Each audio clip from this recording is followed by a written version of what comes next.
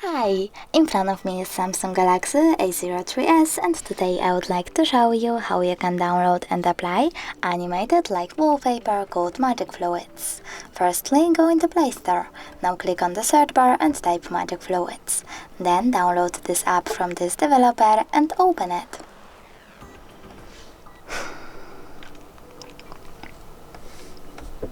Now click on the three lines at the bottom right corner and select Settings. After that, click I accept. And now you can customize your wallpaper however you want to. When you're done, click at the top right corner and bottom one again.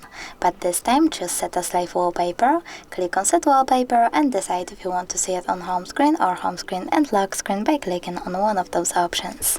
So when I go back, I can see that my wallpaper has changed. Thanks so much for watching. If you enjoyed this video, don't forget to leave a like, comment and subscribe. Bye!